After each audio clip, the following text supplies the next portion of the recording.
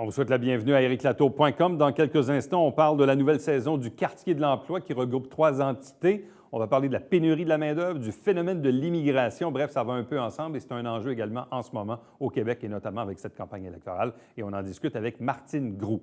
Mais d'abord, parlons de Marie-Ève Piché, alias Maman Caféine. Projet de livre, projet également du côté de la télé. Évidemment, le blog et les réseaux sociaux continuent. Bref, de belles surprises à venir. On en discute à l'instant avec Maman Caféine.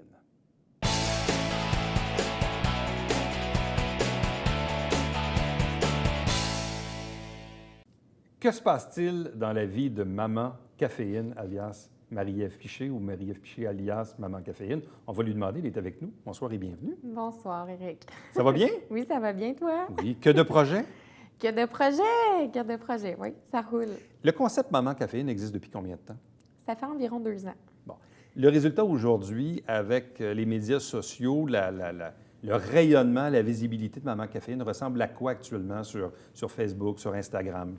Bien, actuellement, la page ne fait qu'augmenter en taux d'engagement et d'abonnés, en termes de partenariat aussi.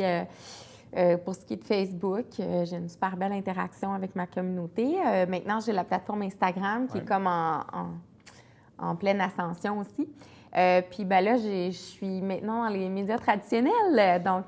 Mais c'est souvent ce qui arrive. C'est un phénomène qu'on voit beaucoup, des gens qui vont prendre naissance via les médias sociaux, mais qui, ultimement, vont finir par se retrouver dans le média traditionnel. Il y en a, oui, puis je pensais pas être une de celles-là. Puis je suis vraiment très contente. Je touche du bois, là.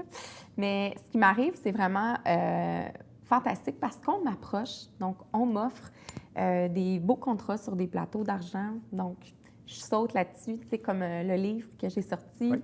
C'était l'offre d'un éditeur. On me demandait, on m'offrait d'écrire un livre. On m'offrait tout ce qu'il fallait. J'étais complètement sous le choc. C'est vraiment des beaux projets. Bon. En même temps, on est beaucoup, parce qu'on est beaucoup dans le monde de l'impact du marketing, parce que c'est un peu ça, avec les médias sociaux et tout ça. L'image de marque, le branding de Maman Caféine, il représente quoi pour des éditeurs? Il représente quoi pour des producteurs d'émissions de télé? Bref, le branding Maman Caféine, il représente quoi pour ces gens-là? En fait, il représente la clientèle la plus ciblée et la plus populaire, c'est-à-dire la femme 18-35, 18-40. Donc, les principales acheteuses, les principales consommatrices, les principales clientes cibles. Donc, c'est sûr que moi, indirectement, ma clientèle et mon public cible, c'est la clientèle que tout le monde veut, que ce soit en télé, que ce soit pour n'importe quelle entreprise qui vend des choses. C'est sûr qu'au départ, moi, je ne pensais pas devenir autant une plateforme publicitaire, mais je crois que c'est ça qui vient animer puis chercher certains éditeurs, producteurs télé et autres, c'est que je représente un public qui veut aller chercher. Bon. Projet de livre, tu en as parlé tantôt, mais projet de télé aussi. Oui, télé, oui.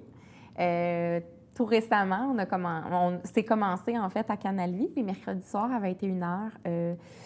Ça s'appelle Mère à bout. Donc, j'ai pas choisi le titre, mais on m'a proposé ce projet-là en novembre dernier, donc en novembre 2017. Puis là, j'attendais. Et puis là, en 2018, en avril-mai, on a commencé les tournages. C'est moi et 4 autres mamans aux réalités différentes. Et c'est un docu-réalité tout en humour et je pense en vérité. On parle d'un tabou, le fait d'être à bout quand on est parent, mais on mixe aussi des réalités de la maternité tout aussi banales que la routine, mais tout aussi important que l'éducation, le deuil périnatal, l'égalité entre les sexes au sein d'un couple. Il y a l'homoparentalité aussi qui est traitée dans le sein de l'émission. Il y a la monoparentalité. Moi, je m'appelle la solo-parentalité, ce qui est toutes des réalités différentes, puis on veut vraiment, vraiment chercher les femmes. Bon. Tu as 4 enfants? Oui, j'ai 4 enfants. Qui ont quel âge? 6 ans, 5 ans, 3 ans et 18 mois. Bon, pour ceux qui ont déjà eu des enfants de cet âge-là, on sait à peu près ce à quoi ça ressemble. Tu en as 4. Oui. Comment on arrive, justement, tu parles de mère à bout, là. Bon, c'est une caricature, mais c'est un peu vrai aussi, c'est-à-dire que la vie va vite. Oui. Et effectivement, des enfants en bas âge, c'est quand même exigeant. Oui. Parfois, les nuits sont un peu courtes, les fins de semaine quasi inexistantes, etc. Ils ne sont pas encore tous à l'école non plus. Bref, comment tu arrives à, justement, dans ta vie de tous les jours, dans ta vie personnelle, à faire cette conciliation-là? Euh, Es-tu un bon exemple? je crois que j'ai fait cette conciliation-là sans avoir de modèle défini, sans avoir de règles. Je jongle mon quotidien une journée ou une semaine à la fois et j'ai des priorités. Donc, ces priorités-là, ces valeurs-là, je les mets de l'avant. C'est ça qui me permet de jongler mon horaire. Le temps de qualité avec mes enfants, les activités que je fais avec eux, l'importance de leurs devoirs, de leurs leçons, des rendez-vous médicaux. Par la suite, il y a le blog qui entre en jeu. Il y a mon emploi, parce que j'ai un 8 heures semaine en maison des jeunes, ce que les gens ne semblent pas savoir encore, Okay. et oui. Il y a les tournages pour l'émission télé, les entrevues, les lancements, les avant-premières. Je suis dans le conseil citoyen aussi de Saint-Jean-sur-Richelieu, donc je me promène dans tout ça. Et étonnamment, c'est un phénomène que je ne comprends pas, mais peut-être tu pourras me dire si tu l'as déjà vécu. Plus on est occupé comme parent, plus on trouve du temps. Plus on est organisé, En parce fait, qu'on n'a je pas le pense choix que d'être c'est organisé. Oui, c'est ça. Je pense que plus on me propose des choses, plus je trouve une place dans mon horaire pour jouer à jongler avec ça. Donc, toi et Outlook, être de bons amis. Google Agenda. Ah, c'est Google Agenda? Oui. OK. Avec des notifications et des rappels? Oui. Je Ouais. suis commanditaire Google quand même. Quand même. Fallait que tu le places. Fallait que je le plug. Mais là, tu veux que... ton année va ressembler à quoi? Parce que là, tu l'as un peu énuméré, mais tu regardes ça, tu dis, OK, mais est-ce que tu vas faire ça encore pendant 1 an, 5 ans, 10 ans? Je veux dire, c'est quoi ton plan de match? As-tu un plan de match? En fait, Est-ce que tu as des ambitions particulières? j'ai des tonnes d'ambition. Je suis une fille de projet. Moi, je roule au projet, je carbure à ça. Des nouvelles idées, des nouvelles aventures à essayer avec mes enfants, à développer, que ce soit en couple ou avec des entreprises de la région. Maman Caféine, c'est sûr que ça fonctionne tant que j'ai des enfants, tu sais. Ils vont grandir éventuellement, puis j'y pense à ça. Par contre, ce que j'ai commencé à faire dans la dernière année, c'est... il y a Maman Caféine, il y a Marie-Ève derrière Maman Caféine, donc la femme aussi. J'ai envie de parler à cette communauté-là. J'ai commencé dans les débuts de Maman Caféine des conférences. Je veux continuer de les mettre de l'avant. Je fais un peu le tour du Québec avec ça, ça va super bien. Avec le show de télé, ben c'est un peu un scoop, mais ça va très bien. Il y a une belle réponse avec des super codes d'écoute. Donc, probablement qu'il pourrait risquer d'avoir une saison 2. Donc, je vais retomber en tournage à ce moment-là. Et est-ce que ça va m'ouvrir d'autres portes en télé, en co-animation, en chronique? À la radio, je suis ouverte vraiment à tout. Chose sûre, je veux sortir un tome 2 de mon livre, ça c'est certain. Fait que je me laisse aller dans tout ça, puis je profite. Quand on est Maman Caféine, Marie-Ève Piché, qu'on est sur les médias sociaux, qu'on a plusieurs projets en marche, c'est aussi de s'exposer Absolument. devant le public. Là. Oui. Et ça, tu es toujours à l'aise avec ça? Je suis toujours à l'aise, en fait, dans la mesure où j'assume ce que je dis. Quand j'assume ce que je dis et ce que je montre, dans le fond, je me sens prête à recevoir les critiques. Ça ne veut pas dire qu'ils font pas mal, ça ne veut pas dire que les gens s'y prennent toujours bien, parce qu'on sait que derrière un clavier, il y en a qui perdent toute inhibition, toute retenue. Il y a beaucoup de méchanceté, beaucoup d'insultes qui se voient aussi, mais c'est tellement minime versus la vague d'amour, le nombre de témoignages de femmes que je peux recevoir dans une semaine, des femmes que j'aide, qui ont évolué grâce à mon blog, puis tout ça, ça écrase le reste. Moi, c'est drôle. En fait, ce que j'ai trouvé audacieux, et je l'ai surtout vu sur Instagram, parce que moi-même, depuis 1 an, j'essaie d'aller sur Instagram pour comprendre la bête, la machine. Même si j'ai 47 ans, je me dis, bon, etc. Et je suis évidemment quelques pages. Et j'ai trouvé ça audacieux que tu parles, que tu donnes en détail la chirurgie que tu as subie, augmentation mammaire. Oui. Pourquoi tu fais le choix de l'exposer publiquement? Bon, en fait, lorsque j'ai pris la décision, après 4 enfants, 4 allaitements, etc., pour plusieurs raisons que j'ai mentionnées, d'avoir une augmentation mammaire, je me suis rendu compte que même dans ma famille proche, dans mon entourage, il y avait du jugement. Puis j'ai découvert que c'est parce que les gens méconnaissaient un peu ça ou que c'était peut-être... je ne sais pas, un préjugé en général de la société. Donc, quand moi, j'ai pris cette décision-là, je me suis dit, moi, les gens, je porte quelque chose sur Instagram ou sur une photo ou sur la rue, on peut m'écrire 100 fois que je l'ai pris ou je l'ai acheté. Les gens analysent ma personne en tout temps. C'était certain, sûr et certain que si je faisais refaire mes seins, j'allais m'en faire parler. Tu comprends? Moi, je me suis dit, pourquoi pas être honnête avec ma communauté puis tout simplement leur dire, plutôt que jouer à peut-être Puis je juge pas ça, mais je voulais pas être un artiste qui cache ou qui ment ou qui change de sujet quand il en parle. Je m'assumais dans ça et j'assume le fait que je suis une femme et je peux faire ce que je veux de mon corps. On est en 2018. J'avais envie d'ouvrir la porte aux femmes puis de leur dire, ben voilà, j'ai fait mon choix, c'est pour moi, c'est pour personne d'autre. C'est sûr que quand je suis arrivée aussi à la clinique, j'ai croisé à peu près 10 femmes entre l'entrée de la clinique et le moment où j'étais dans un lit vêtu d'un petit casque en papier. Et c'était des femmes qui avaient subi une intervention chirurgicale, esthétique sûrement, peu importe lequel, ça ne me regarde pas, mais ils me reconnaissaient puis ils me faisaient un sourire. Puis là, c'est là que j'ai regardé Jean-François puis j'ai dit, c'est sûr et certain que j'en parle. Mais en même temps, tu montrais aussi l'évolution parce que, presque à chaque jour, il y avait des photos, des opinions, des commentaires. Sur les bonnes, les moins bonnes journées, la guérison, etc. Une convalescence. La convalescence, etc., etc. Donc, bref, les gens ont pu voir l'évolution de ce que ça implique de prendre cette décision-là. Oui, puis j'ai mentionné les bons et les mauvais côtés. C'est une chirurgie à ne pas prendre à la légère. Je sais très bien qu'il y a des mineurs aussi qui me suivent. Il y a des jeunes femmes qui m'idolâtrent. Puis pour moi, c'était hyper important de leur montrer que moi, là, j'avais attendu d'avoir fini ma famille, d'avoir 30 ans, m'offrir ça pour mes 30 ans. Je ne dis pas que c'est le meilleur âge, mais je voulais leur faire comprendre que cette décision-là, elle était réfléchie. Ça faisait 18 mois que je me renseignais, que je magasinais des chirurgiens, pas nécessairement au niveau du prix, au niveau de leurs compétences. Il fallait aussi que je nomme, il y a des risques à la chirurgie. Moi, tout a été parfait. Merci. Sauf qu'il y en a pour qui ça dégénère. Il faut être prête à assumer ça. Puis il y a des coûts reliés à ça pour guérir tout ça. Donc, c'est pas...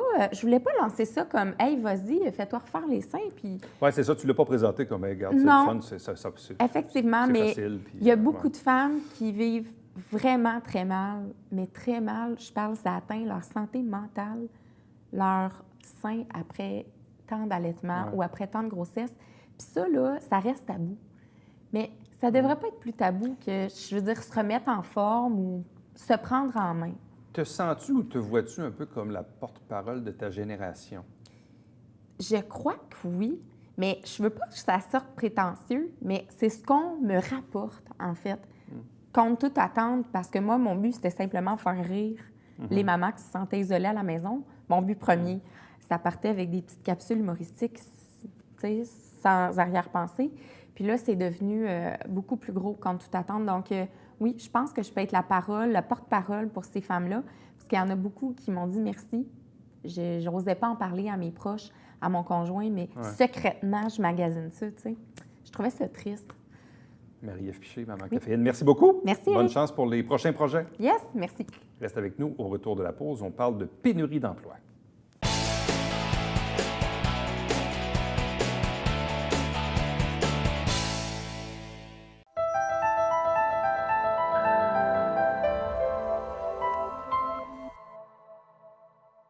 Mesdames et messieurs, bonjour et bienvenue à la Justice entre nous. Mon nom est Serge.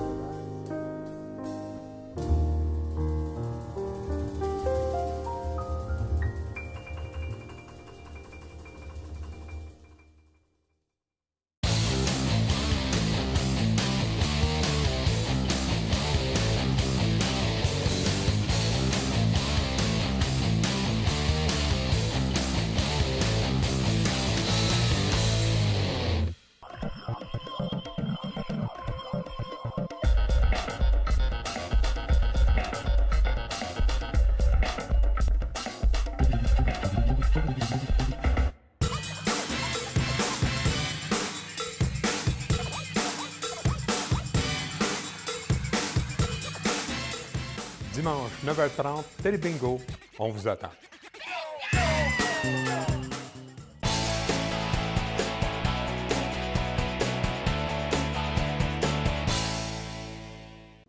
Parlons de la nouvelle saison de la programmation 2018-2019 au quartier de l'emploi, présent ici même à Saint-Jean-sur-Richelieu depuis de nombreuses années.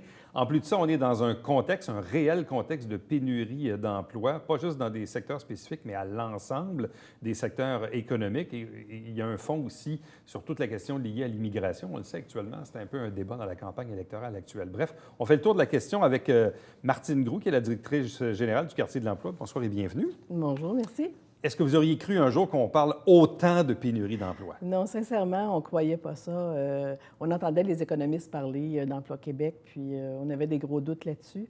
Mais on le vit, je dirais, depuis 1 an et demi, 2 ans, là, c'est accentué, là, la pénurie de main-d'œuvre. Parce que très souvent, le quartier de l'emploi, qui regroupe 3 entités, sont généralement des organismes qui sont voués à aider les gens à se trouver du boulot. Exactement. Or, en ce moment, de ce que je comprends, le monde a pas mal tous un travail. Bon, encore faut-il que les gens aiment leur travail et veulent peut-être le changer pour un autre.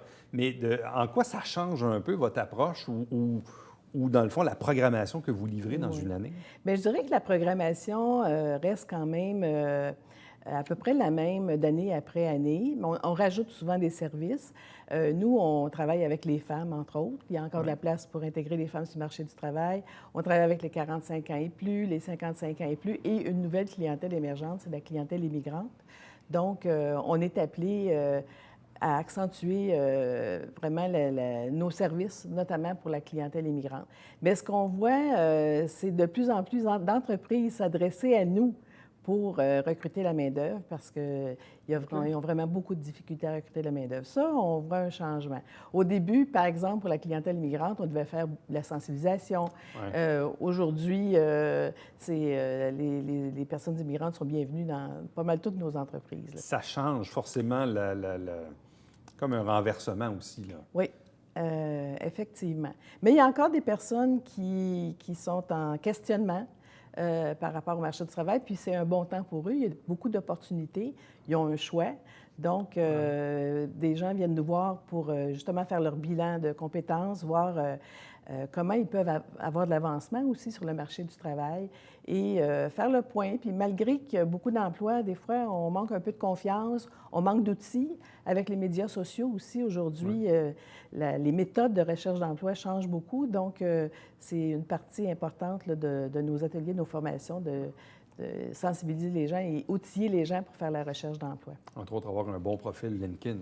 Oui, effectivement. Je parlais de ça à quelqu'un la semaine passée, il dit « Ouais, je connais ça. » C'était pas là-dessus. Je dis « Non, bien, on est rendu là. » Dans certains secteurs d'emploi, là, c'est indéniable. On n'a pas le choix de passer sur par là. LinkedIn. Oui. Peut-être juste nous rappeler, pour les gens qui ne le sauraient pas, le quartier de l'emploi, dans le fond, c'est le chapeau qui regroupe 3 entités. Oui, c'est ça. Bien, d'abord, COF, qui existe depuis plus de 35 ans, qui est une corporation qui est vouée spécifiquement à l'intégration au marché du travail des femmes en emploi.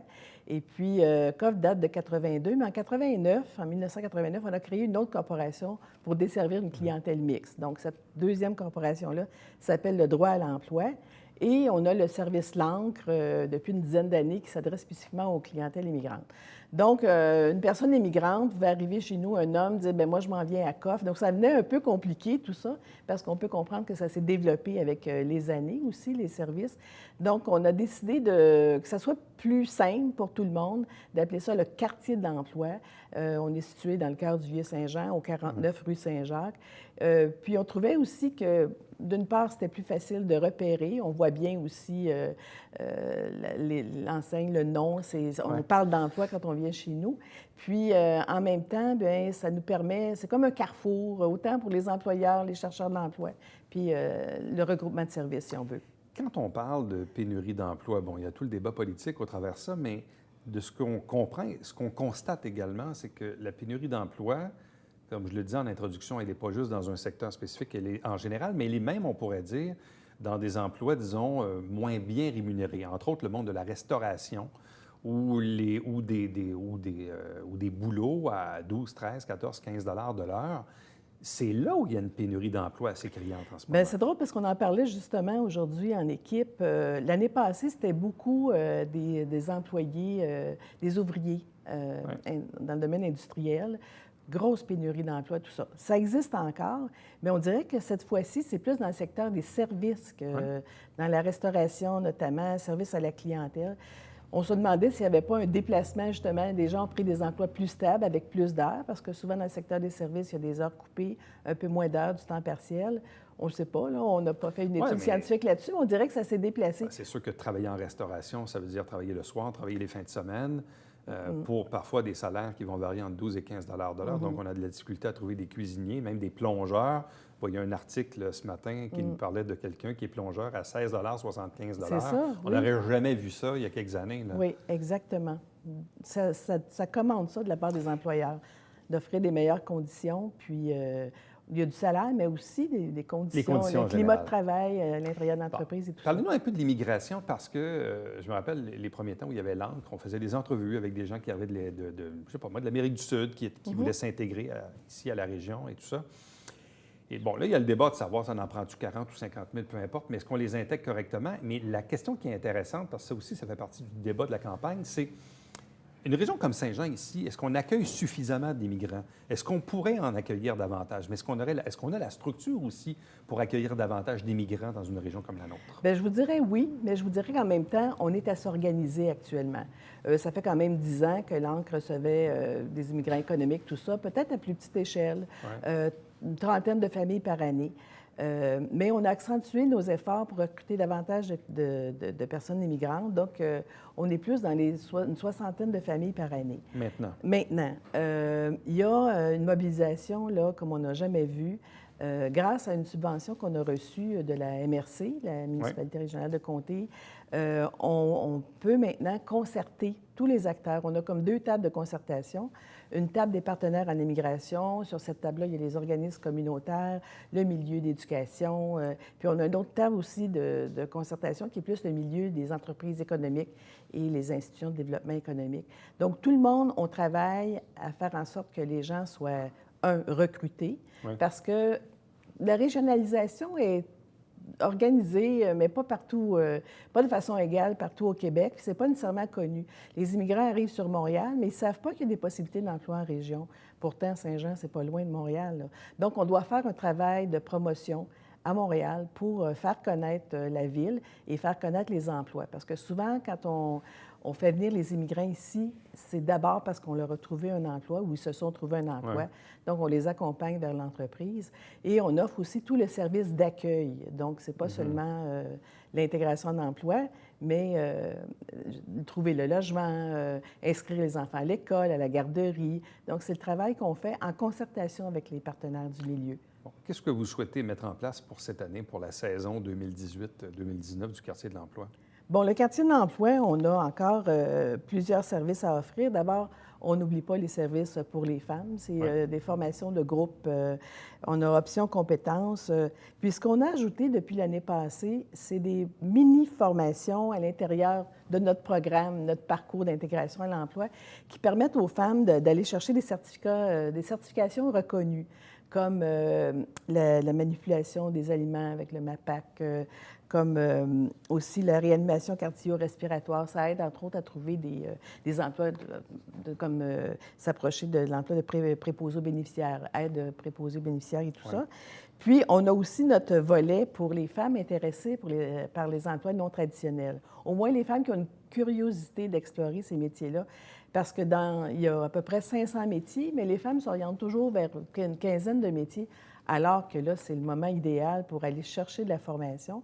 Puis je dirais qu'il y a une plus grande ouverture aussi pour du soutien du revenu, pour des formations où il y a pénurie de main-d'œuvre.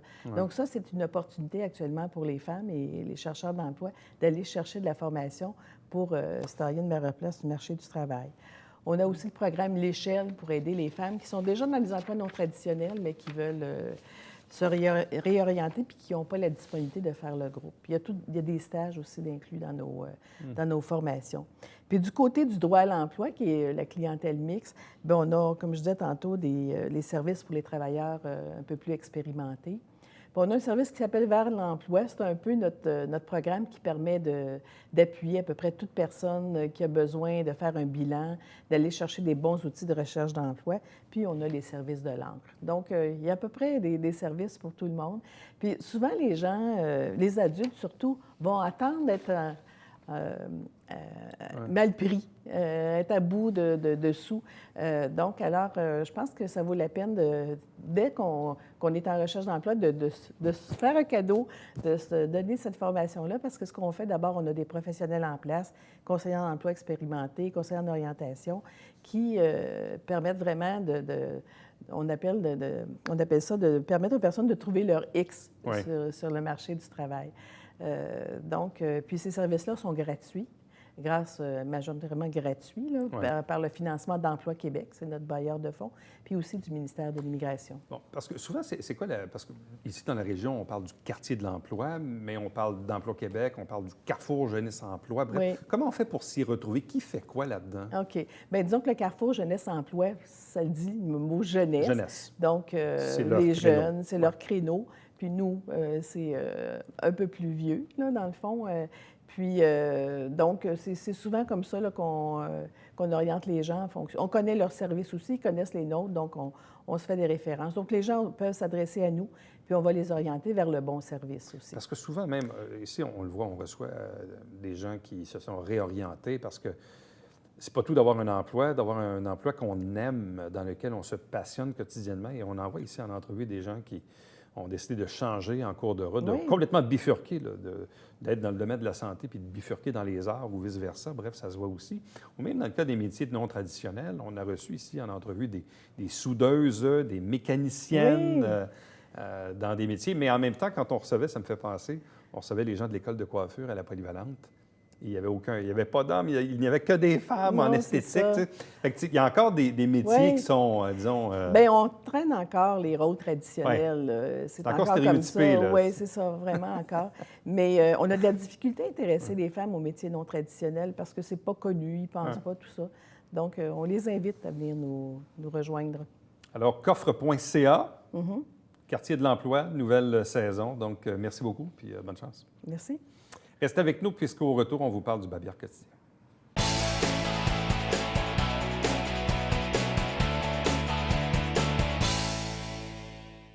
Si vous allez faire un tour au Collège militaire, salle Grand-Fort, transparence d'Hélène Lessard, donc c'est là jusqu'au 7 novembre. Entre-temps, Saint-Jean-sur-Richelieu, c'est notre émission qui résume les travaux du Conseil de ville. Elle se trouve également sur notre site Internet si vous la manquez. Chaque dimanche matin, 9h30 en direct, c'est le Télébingo avec 4 000 $ en prix. 30 dépositaires pour acheter vos livrets un peu partout sur le territoire et pour avoir la liste, tvhr9.com. À demain. Bye-bye.